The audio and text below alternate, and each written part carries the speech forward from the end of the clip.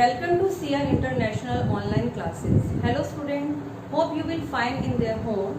Today I will teach you chapter number 4 of SST class 7. Class 7 का जो chapter number 4 है SST का, हमारी बुक जिसका नाम है हमारा पर्यावरण, ठीक है। उस बुक में चैप्टर नंबर 4 है आपका वायु। आज हम उसके बारे में डिस्कस करेंगे। इसके बारे में हमने वेकेशन से पहले भी डिस्कस किया था, लेकिन आज हम एक बार फिर से इस चैप्टर के बारे में देखेंगे, ठीक है। वायु। अब वायु एयर आप समझते हैं, एयर हम महसूस भी करते हैं, जब हवा चलती है तो उसे हम महसूस करते हैं। तो हमारी पृथ्वी को वायु की एक बहुत बड़ी, एक बहुत मोटी सी चादर ने चारों ओर से घेरा हुआ है। मीन्स जो हमारी पृथ्वी है, हमारी पृथ्वी के चारों तरफ वायु की एक मोटी सी चादर है, जिसे हम वायुमंडल कहते हैं। क्या कहते हैं बेटा उसे? वायुमंडल। क्या है वायुमंडल? वायु की मोटी सी चादर, वायु की चादर जिसने पृथ्वी को चारों ओर से घेरा हुआ है, जिसने पृथ्वी को चारों ओर से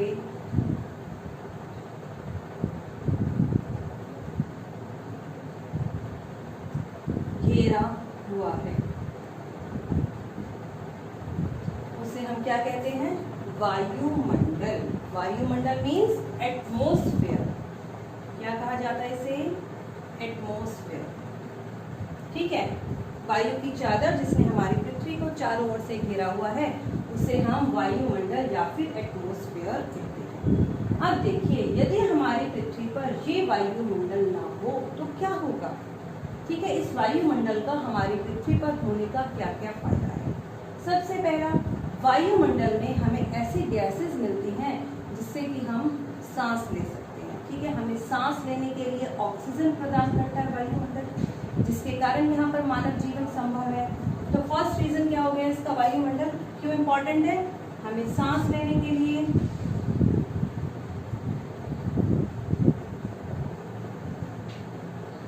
वायु प्रदान करता है, वायु प्रदान करता है, ठीक है। और दूसरा, सूर्य से आने वाली हानिकारक किरणों से भी हमारी रक्षा करता है। मीन्स सूर्य से जो ऐसी किरणें आती हैं, यदि वो पृथ्वी पर पहुंचे तो बहुत ज़्यादा नुकसान होता है। उन किरणों को भी वो वहीं वायुमंडल में ही रोक लेता है। यदि देखिए, यदि अगर वायुमंडल ना हो तो क्या होगा? यदि वायुमंडल नहीं हो तो सूर्य से आने वाली जो किरणें हैं, वायुमंडल उन्हें रोक कर रखता है, और अगर ये वायुमंडल नहीं होगा तो सूर्य से आने वाली किरणें डायरेक्ट पृथ्वी पर पड़ेंगी, जिसके कारण हमारी पृथ्वी इतनी ज़्यादा गर्म हो जाएगी कि मानव उसे सहन नहीं कर पाएगा। मानव क्या, मानव जीवन संभव ही नहीं हो पाएगा। हमारी पृथ्वी का तापमान बहुत बहुत ज़्यादा बढ़ जाएगा। तो फर्स्ट, वायुमंडल का सबसे बड़ा जो इम्पोर्टेंस था, सबसे बड़ा क्यों वायुमंडल क्यों इम्पोर्टेंट है? एक तो हो गया हमें सांस लेने के लिए वायु प्रदान कर रहा है, और दूसरा, सूर्य से आने वाली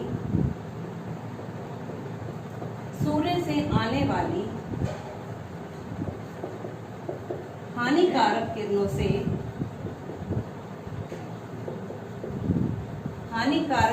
से हमारी रक्षा करता है,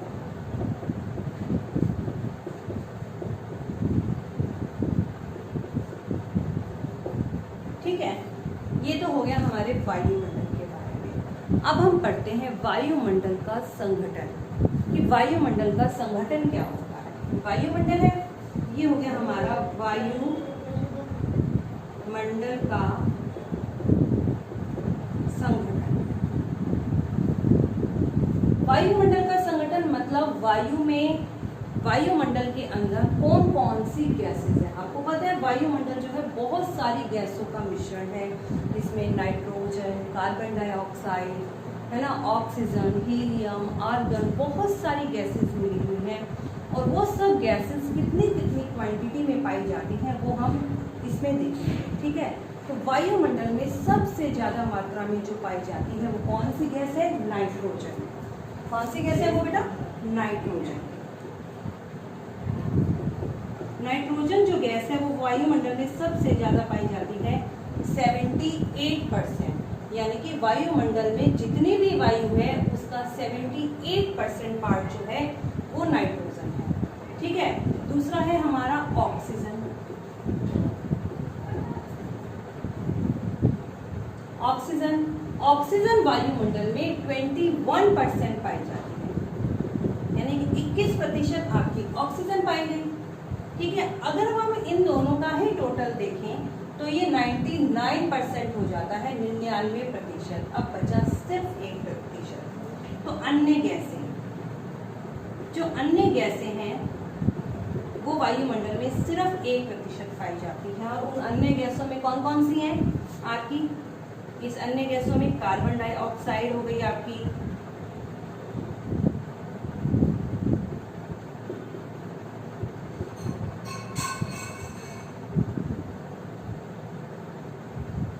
ठीक है, हीलियम हो गई, आर्गन हो गई, एक्सेट्रा बहुत सी गैसेस हैं जो हमारी वायुमंडल में। इसके अलावा धूलकण वो भी वायुमंडल में विद्यमान है। ठीक है, तो वायुमंडल के संगठन को हम एक आरेख, एक चित्र के द्वारा भी प्रदर्शित कर सकते हैं। देखिए बेटा, ये हमने बना दिया हमारा टोटल एयर। ठीक है, टोटल वायु कितनी है? कितनी? 100%। ठीक है, उसमें से जो 78% जो पार्ट है, अगर आप देखिए ना, अगर मैं इसको पूरी एक लाइन लगा दूं, 50-50 के दो पार्ट बन गए, 50-50% के। और यदि मैं ऐसे लाइन लगा दूं तो ये 25-25% के 4 पार्ट बन गए। लेकिन हमारी ऑक्सीजन कितनी है? 21%। मीन्स वो 25% भी नहीं है हमारी ऑक्सीजन। ऑक्सीजन जो है इससे भी कम है। और ये जो बाकी का सारा पार्ट हो गया, ये क्या हो गया? आपकी नाइट्रोजन। कौन सी गैस हो गई ये? नाइट्रोजन। नाइट्रोजन हो गई आपकी 78% और ये हो गई आपकी ऑक्सीजन 21%। अब यहाँ पर जो बाकी का 1% है ना, ये जो बच गया ओनली 1% पार्ट, इसमें आपकी बाकी अन्य गैसेज आती हैं, अन्य गैसें। ठीक है, और अन्य गैसों के हमने नाम लिखे हैं, कार्बन डाइऑक्साइड, हीलियम, आर्गन, धूल के कण, ये सब मिलकर वायुमंडल का संगठन बनाते हैं। ठीक है, अगर अब हम बात करें कार्बन डाइऑक्साइड, कार्बन डाइऑक्साइड भी हमारे लिए बहुत ज्यादा इंपॉर्टेंट है। क्यों? आप देखो बेटा, एक बार आप अपनी बुक देखो, पहले अब हम एक बार इसको रिवाइज करते हैं कि वायुमंडल क्या है। आप अपनी बुक में चैप्टर नंबर 4 खोलिए, देखिए हमारी पृथ्वी चारों ओर से वायु की एक घनी चादर से घिरी है, जिसे वायुमंडल कहते हैं। हमने लिख दिया, वायु की चादर जिसमें पृथ्वी को चारों ओर से घेरा हुआ है, उसे क्या कहा जाता है? वायुमंडल। ओके, हमें सांस लेने के लिए वायु प्रदान करता है ये वायुमंडल, एवं सूर्य से आने वाली हानिकारक किरणों के प्रभाव से भी हमारी रक्षा करता है। हमने लिखा कि वायुमंडल क्यों इंपॉर्टेंट है हमारे लिए? सांस लेने के लिए वायु प्रदान कर रहा है और सूर्य से आने वाली हानिकारक किरणों से भी हमारी रक्षा कर रहा है। कह रहे यदि सुरक्षा की ये चादर नहीं हो, यदि मीन्स यदि ये वायुमंडल ना हो तो क्या होगा? वो देखिए इन्होंने क्या लिखा है, यदि सुरक्षा की ये चादर ना हो तो हम दिन के समय सूर्य की गर्मी से तप्त होकर जल उठेंगे। ठीक है, इतना ज्यादा टेम्परेचर हो जाएगा पृथ्वी पर कि सब कुछ जलने लगेगा। और जब रात होगी तो रात के समय क्या होगा? हमारी पृथ्वी जो है उस सर्दी के कारण बिल्कुल जम सी जाएगी, क्योंकि अर्थ हमारी रोटेशन तो कर रही है। अर्थ की रोटेशन के कारण दिन और रात बनते हैं, और जब दिन का समय होगा तो सूर्य की किरणें यहाँ पर डायरेक्ट पड़ेंगी, जिसके कारण तापमान बहुत ज्यादा बढ़ जाएगा, मानव उसे सहन नहीं कर पाएगा। और रात्रि के समय जो सूर्य की जो गर्मी पृथ्वी प्राप्त करती है ना, ठीक है, जब वो शाम के समय उसे रिलीज करती है, उसे छोड़ती है, तो उसे भी हमारा वायुमंडल रोक कर रखता है। लेकिन यदि वायुमंडल नहीं होगा तो रात को उस वायु को रोकने वाला भी कोई नहीं होगा, जिसके कारण रात के समय तापमान बहुत कम हो जाएगा, बिल्कुल बर्फ जम जाएगी, जिसके कारण वहां पर मानव जीवन संभव नहीं हो पाएगा। ठीक है, इतना तो हमारा क्लियर है। आगे देखिए वायुमंडल का संगठन। अभी मैंने आपको बताया जिस वायु का प्रयोग हम सांस लेने के लिए करते हैं वास्तव में वह अनेक गैसों का मिश्रण है। मैंने आपको बताया बहुत सारी गैसें हैं उसमें, नाइट्रोजन तथा ऑक्सीजन जैसी ऐसी दो गैसें हैं जिन्होंने वायुमंडल के एक बहुत बड़े भाग को कवर किया है। दो गैसें, नाइट्रोजन 78% एंड ऑक्सीजन जो है 21%। मीन्स 78 और 21% जो आपकी ऑक्सीजन है, इन दोनों ने मिलकर ही 99% यानी कि बहुत बड़े भाग को, मोस्टली एक पूरे एटमॉस्फेयर को उन्होंने कवर कर लिया है, और एक सिर्फ 1% ही बचता है जिसमें बाकी गैसेस आती हैं। कार्बन डाइऑक्साइड, अब ये बाकी के नाम बता रहे हैं जो बाकी की गैसें बच गई। Carbon dioxide, helium, ozone, argon व हाइड्रोजन बहुत कम मात्रा में पृथ्वी पर पाई जाती है। इन गैसों के अलावा धूल के कण, मैंने अभी बताया आपको, धूल के कण भी हवा में विद्यमान है, और इन सबको हम एक चित्र के द्वारा भी रिप्रेजेंट कर सकते हैं। जैसे कि हमने ये टोटल वायु बनाई, टोटल वायु हो गई आपकी 100%, 78% नाइट्रोजन, ऑक्सीजन 21% और अन्य गैसें 1%। ठीक है, जो 1% है, इन 1% के अंदर argon, ozone, helium, carbon dioxide और धूल कण सभी इनमें शामिल हैं। अब हम बात कर रहे थे बेटा कार्बन डाइऑक्साइड की। मैं आपको कार्बन डाइऑक्साइड के बारे में बता रही थी। कार्बन डाइऑक्साइड जो है वायुमंडल में फैल कर पृथ्वी से विकिरित होने वाली ऊष्मा को पृथ्वी पर रोककर ग्रीन हाउस प्रभाव को पैदा करता है। मीन्स हमने देखा ना कि जब रात्रि के समय सूर्य की किरणें पृथ्वी पर नहीं होंगी तो क्या होगा, हमारी पृथ्वी सर्दी के कारण जम जाएगी। तो ये जो वायुमंडल में जो कार्बन डाइऑक्साइड है, यही ऐसी गैस है जो पृथ्वी से निकलने वाली सूर्य की गर्मी को पृथ्वी तक रोक कर रखती है, पृथ्वी पर रोक कर रखती है ताकि उसका तापमान बहुत ज्यादा कम ना हो जाए। इसी के कारण ही क्या है, टेम्परेचर जो है वहां पर बैलेंस में रहता है, वहां पर एकदम रात्रि को बर्फ नहीं जम जाती और सुबह के समय मानव जो है वो गर्मी से जल नहीं लगता। ठीक है, और ये जो कार्बन डाइऑक्साइड है ये पृथ्वी पर सूर्य की किरणों को रोककर ग्रीन हाउस प्रभाव को पैदा करती है, इसलिए इसे ग्रीन हाउस गैस भी कहते हैं। इसे कहते हैं green house gas. Carbon dioxide जो है इसे हम ग्रीन हाउस गैस भी कहते हैं। ठीक है, क्यों कहते हैं? क्योंकि पृथ्वी से विकिरित होने वाली सूर्य की गर्मी को पृथ्वी पर रोक कर रखती है। आगे देखिए, और इसके अभाव में पृथ्वी इतनी ठंडी हो जाती कि इस पर रहना असंभव हो जाता। मीन्स यदि कार्बन डाइऑक्साइड पृथ्वी पर नहीं होती तो सूर्य की गर्मी को जिसे पृथ्वी ने प्राप्त किया, पृथ्वी गर्म हो जाती है ना हमारी, और एकदम रात्रि के समय वो सारी की सारी ऊष्मा वहां से रिलीज हो जाती, सारी की सारी गर्मी वहां से चली जाती, तो हमारी पृथ्वी इतनी ठंडी हो जाती कि वहां पर मानव जीवन संभव नहीं होता। लेकिन अब देखिए कार्बन डाइऑक्साइड जो गैस है, अब आप देख रहे हैं ना, कारखानों की चिमनियों से धुआं निकल रहा है, सड़कों पर व्हीकल दौड़ रहे हैं, धुआं निकल रहा है, हम कोई पदार्थ जलाते हैं तो धुआं निकलता है, उस धुएं से वायुमंडल में कार्बन डाइऑक्साइड का स्तर बढ़ जाता है। मतलब जितनी कार्बन डाइऑक्साइड आपको पता है इसकी परसेंटेज तो बहुत कम है, लेकिन जब ये सब काम होते हैं, वाहनों से जो पोल्यूशन निकलता है, धुआं निकलता है, कारखानों की चिमनियों से जो धुआं निकल रहा है, हम कोई पदार्थ को जला रहे हैं, धुआं निकल रहा है, उसके कारण कार्बन डाइऑक्साइड की मात्रा पृथ्वी पर बढ़ जाती है। और जब कार्बन डाइऑक्साइड की मात्रा पृथ्वी पर बढ़ जाती है तो पृथ्वी पर तापमान, ठीक है, अब आप देख रहे हैं ना दिन प्रतिदिन हमारी पृथ्वी पर तापमान क्यों बढ़ता जा रहा है, क्योंकि चारों तरफ व्हीकल चल रही है ना, कारखानों से धुएं निकल रहे हैं। ठीक है, इस कारण हमारी पृथ्वी का तापमान बहुत बढ़ जाता है। इसे ही हम भूमंडलीय तापन या फिर ग्लोबल वार्मिंग कहते हैं। क्या कहते हैं इसे? Global warming. क्या है ग्लोबल वार्मिंग? पृथ्वी पर कार्बन डाइऑक्साइड की मात्रा का बढ़ जाना। पृथ्वी पर कार्बन डाइऑक्साइड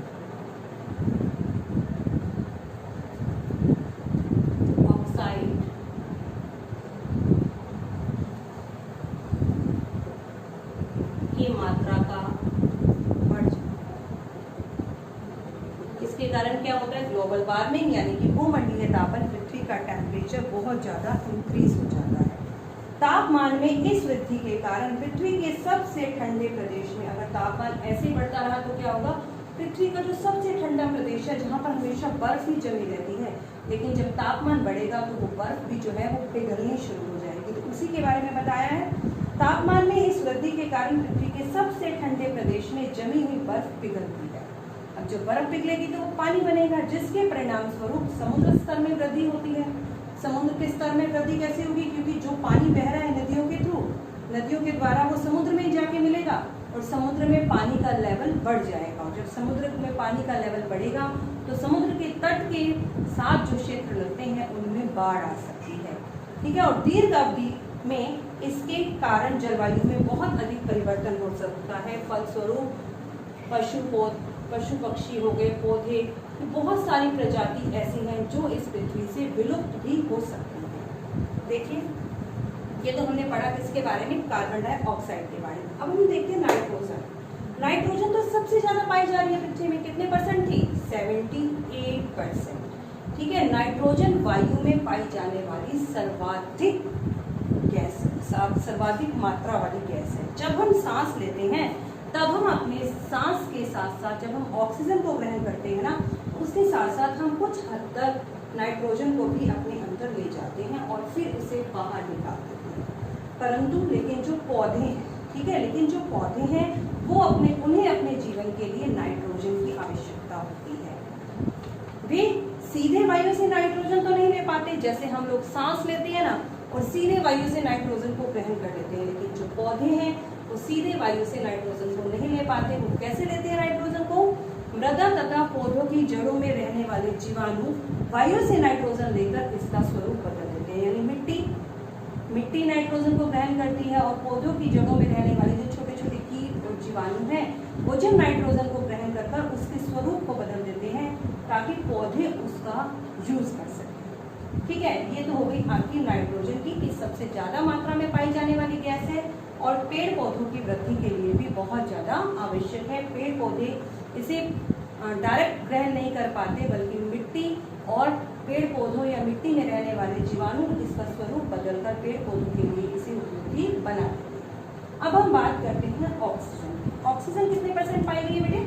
21%। देखिए, ऑक्सीजन वायु में प्रचुरता में पाई जाने वाली दूसरी गैस है। दूसरे नंबर पर नेचुरली हम देख रहे थे, नाइट्रोजन तो है 78% और ऑक्सीजन है आपकी 21%। ठीक है। मनुष्य तथा पशु सांस लेने के लिए क्या करते हैं? ऑक्सीजन का यूज करते हैं। ठीक है। हम सभी को पता है जब हम सांस लेते हैं तो हमें ऑक्सीजन की आवश्यकता होती है। पर हरे पादप क्या होते हैं? हरे पेड़ पौधे जो हैं प्रकाश संश्लेषण द्वारा ऑक्सीजन उत्पन्न करते हैं।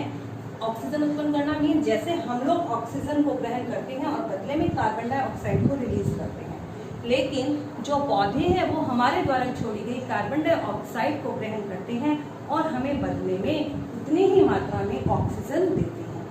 ठीक है। इस प्रकार वायु में ऑक्सीजन की मात्रा समान बनी रहती है। मीन्स हमने जितनी ऑक्सीजन को ग्रहण कर लिया और हमने कार्बन डाइऑक्साइड में उसको परिवर्तित कर दिया, लेकिन पेड़ पौधों ने उतनी ही मात्रा में कार्बन डाइऑक्साइड को ग्रहण कर लिया और बदले में हमें उतनी ही मात्रा में उन्होंने ऑक्सीजन प्रदान कर दी, जिसके कारण वायुमंडल में जो है ऑक्सीजन का बैलेंस बना रहता है।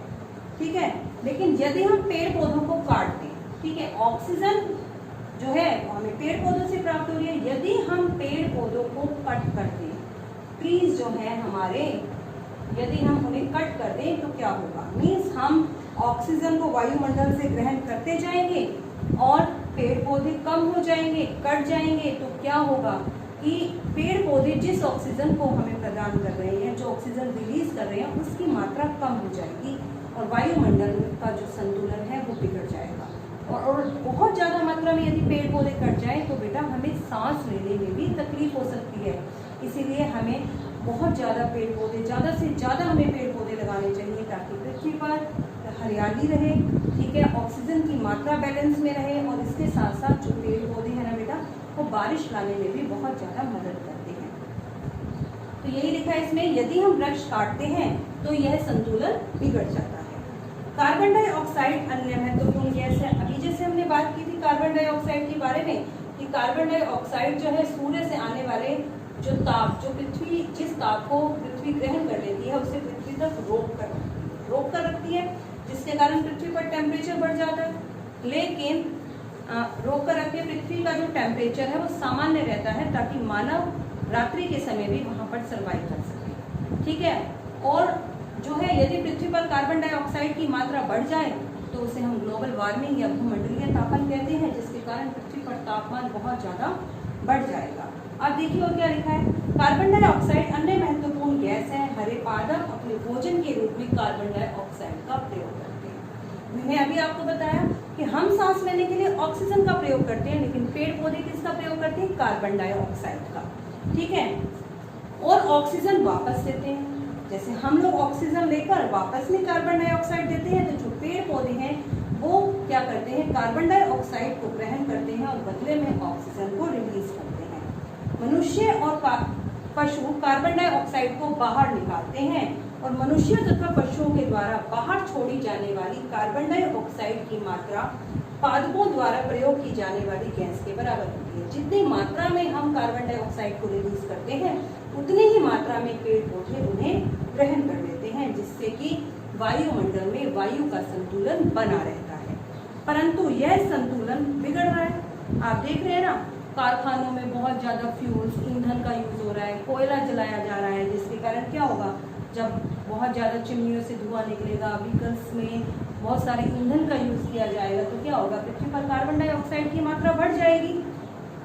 परंतु यह संतुलन कोयला व खनिज तेल आदि ईंधनों के जलाने से गड़बड़ा जाता है, क्योंकि कार्बन डाइऑक्साइड की मात्रा बढ़ेगी तो वायुमंडल में जो वायु का जो बैलेंस है, जो संतुलन है, वो बिगड़ जाएगा। ये वायुमंडल में प्रति वर्ष मतलब हर साल करोड़ों टन कार्बन डाइऑक्साइड की बढ़ोतरी होती है।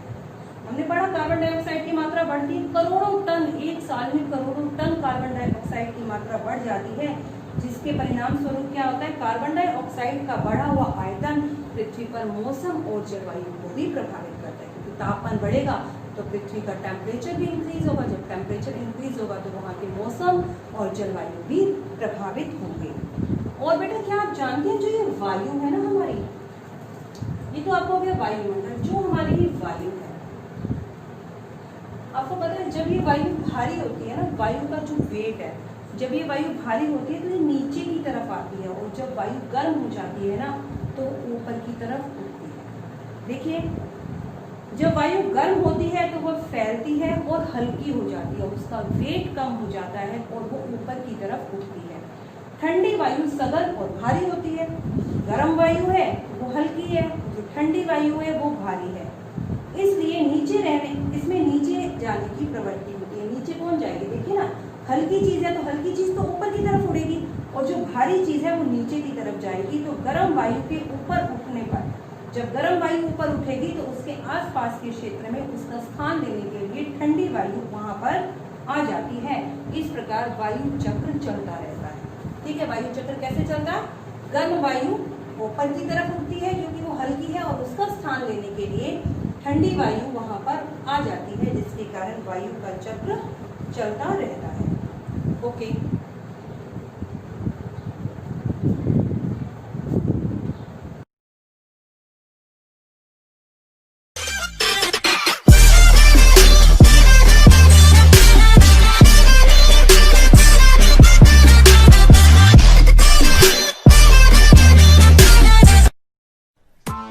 Press the bell icon on the YouTube app and never miss another update.